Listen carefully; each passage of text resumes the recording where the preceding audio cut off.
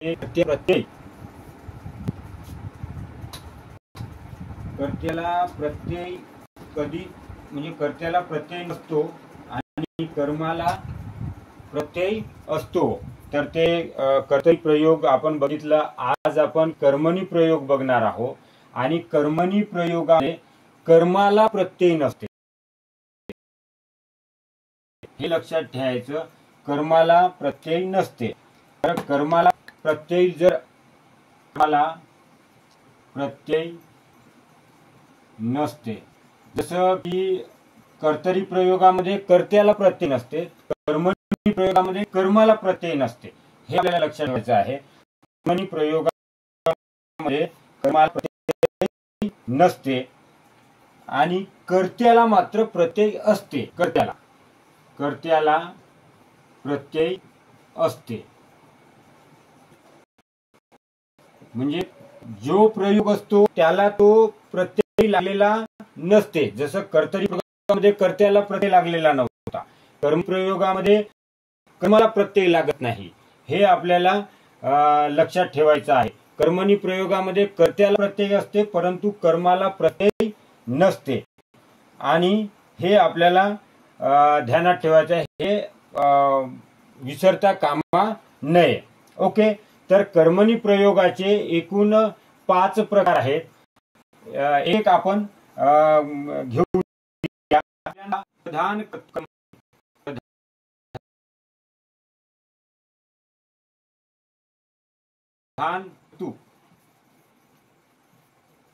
कर्तृ कर्मणी, म्हणजे या कर्मणीच्या उपप्रकारामध्ये कर्ता प्रधान असतो, त्यामुळे याचं नाव प्रधान कर्तृ कर्मणी आहे। पण याचं देखील ओळखत असताना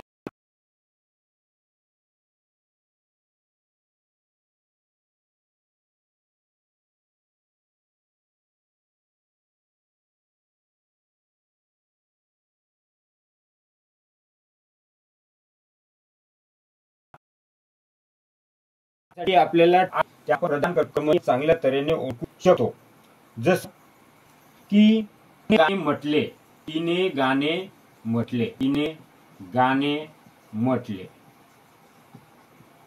तर या वाक्यामध्ये म्हणणारे कोण? ती म्हणणारी कोण? तिने गाणे म्हटले, तर इथं हा कर्ता आहे आणि कर्त्याला प्रत्यय आहे, ने हा प्रत्यय आहे, ने हा, आणि विभक्तीचा तृतीय विभक्ती आहे, ते ने हा प्रत्यय लागलेला आहे, ने हा प्रत्यय लागलेला आहे। जसं तिने गृहपाठ केला,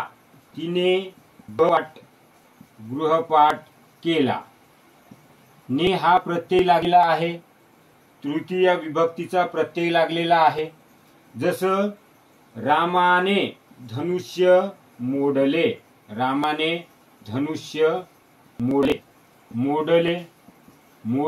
मोडणारा कोण? रामा हा काय आहे? रामा हा कर्ता आहे आणि रामा कर्ता आहे आणि या कर्त्याला ने हा प्रत्यय लागलेला आहे। प्रत्येक ठिकाणी आपल्याला पाहतो आपण ने हाच प्रत्यय लागलेला आहे, म्हणजे ने हा प्रत्यय लागलेला आहे।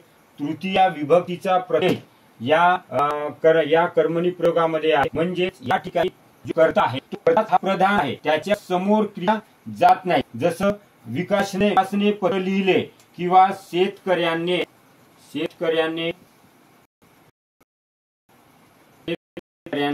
शेतात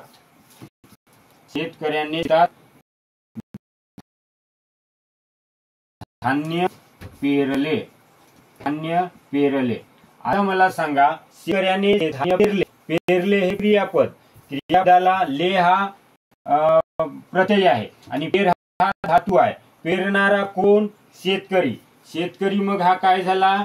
कर्ता, आणि कर्त्याला कोणता प्रत्यय लागलेला आहे? ने प्रत्यय लागलेला आहे। आणि पेरलेले काय? तर धान्य हे काय आहे? कर्म आहे, आणि कर्माला प्रत्यय कोणताही लागलेला नाही।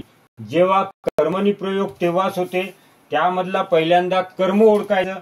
कर्माला प्रत्यय नसेल तर तो कर्मणी प्रयोग, म्हणजे कर्माला प्रत्यय नसेल तर तो कर्मणी प्रयोग, आणि कर्मणी प्रयोगामध्ये मग तो कोणता उपप्रकार आहे ते आपल्याला ओळखायचं आहे.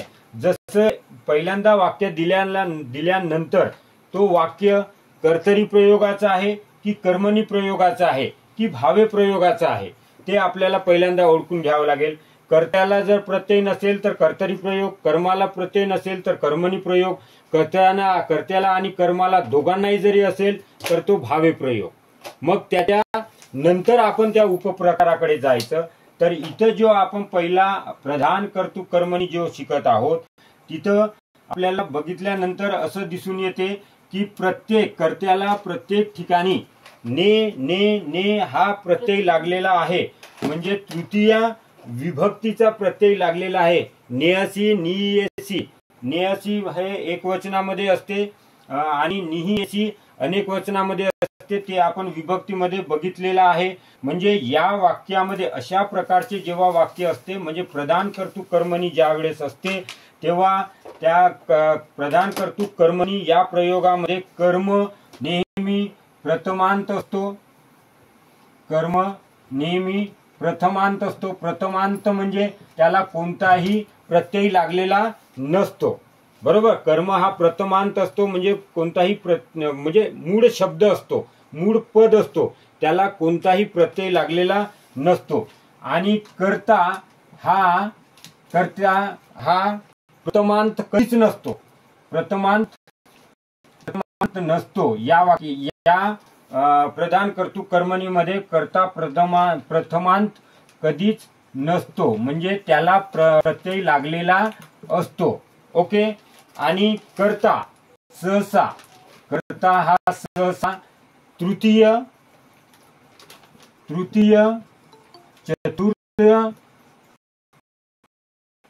चतुर्थ किंवा शब्दयोगी अव्ययी, शब्दयोगी अव्यय याने जोडलेला असतो. शब्दयोगी अव्ययाने तो जोडलेला असतो. कर्ता म्हणजे कर्त्याला नेहमी प्रत्यय असतो. ओके. जसं आता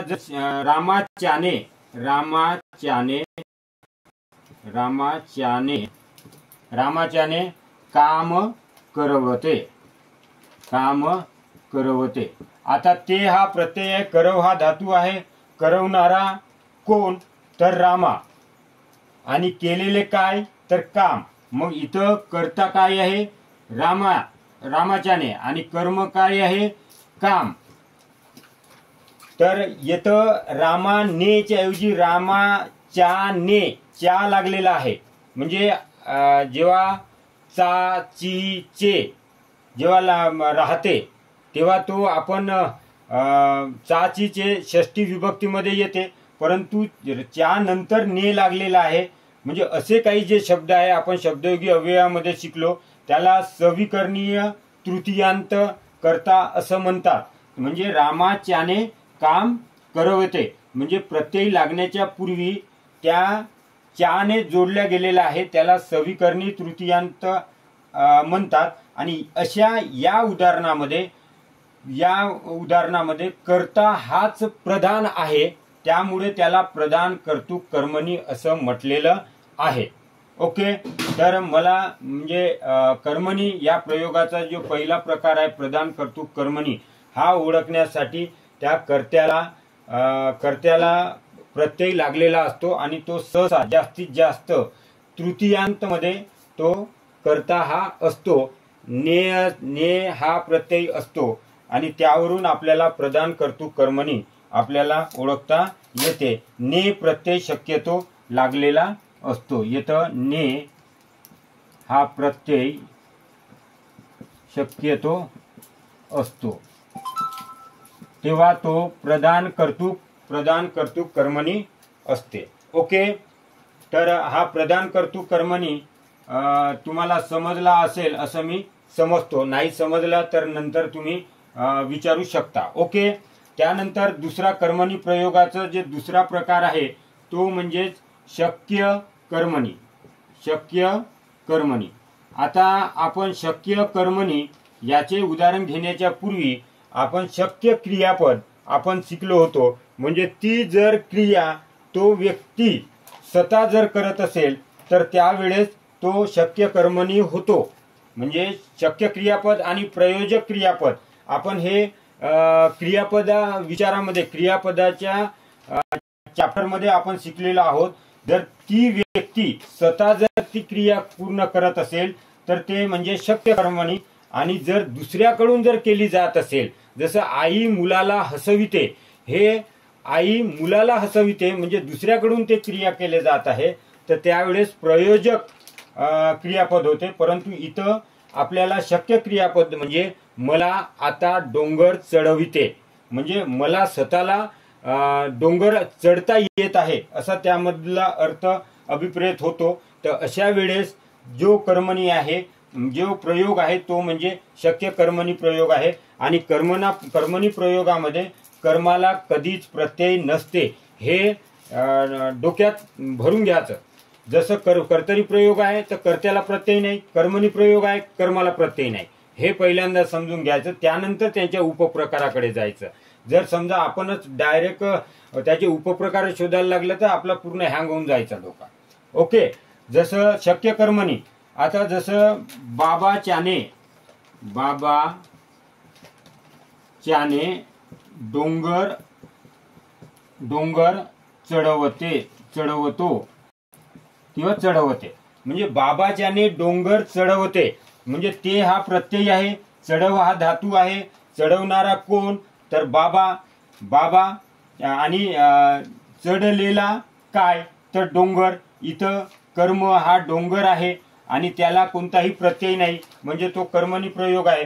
आणि बाबाच्याने, आता तुम्ही म्हणाल इथंही ने लागलाय इथंही ने लागला आहे, परंतु आपण या क्रियापदाकडे जायचं. बाबाच्याने डोंगर चढवते म्हणजे बाबा ही क्रिया स्वतः करत आहे. त्यामुळे तिथं जरी पर्यायामध्ये प्रधान कर्तृ कर्मणी किंवा शक्य कर्मणी जरी असलं तरी पण त्याचं अचूक उत्तर शक्य कर्मणी राहील. त्याचं कारण असं, कारण ती क्रिया स्वतःकडून त्या बाबाकडून होते आहे, त्यामुळे ते शक्य कर्मणी प्रयोगामध्ये जाईल. ओके. जसं दुसरा मला डोंगर चढवतो, मला डोंगर नाही, हाच उदाहरण झाला वाटतं.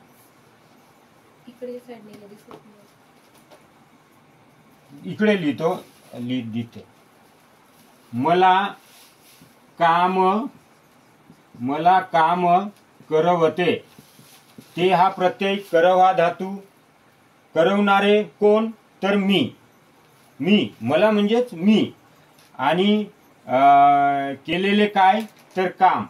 इथं मला काम करवते, मला म्हणजे स्वतःला असं समजा, मला काम करवते म्हणजे स्वतःला काम करवते आणि ती क्रिया स्वतःकडून होते आहे, त्यामुळे ते शक्य कर्मणी प्रयोगामध्ये जाईल.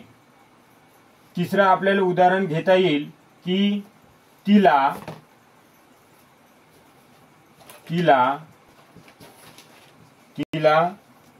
कडू औषध पिववते,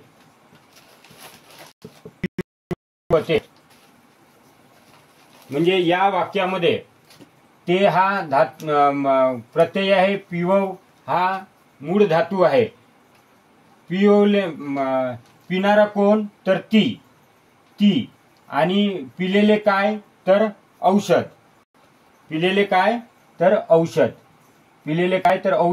औषध हे काय होईल कर्म होईल आणि याला कोणताही प्रत्यय नाही त्यामुळे कर्मणी प्रयोग होईल.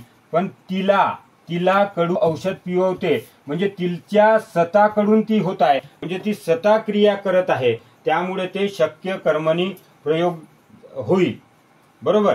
नाहीतर ते प्रधान कर्तृक मध्ये गेली असती, परंतु ती तिच्याकडून स्वतः ती क्रिया होत असल्यामुळे त्या शक्य कर्मणी प्रयोगामध्ये जाईल. जसं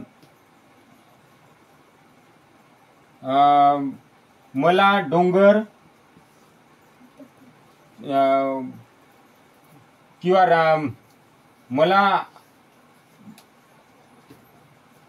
मला डोंगर चढवतो,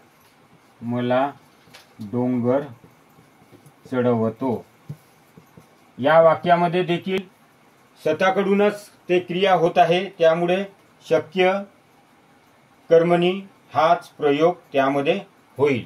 शक्य कर्मणीचे कीवर्ड्स असतात चढवतो, करवतो, पिळवतो. आणि या शक्य कर्मणी प्रयोगाचा जो कीवर्ड्स आहेत, म्हणजे कीवर्ड्स हे आहेत की चढवतो, चढवतो, करवतो, पिववतो, चढवतो, हे त्याचे कीवर्ड्स आहेत.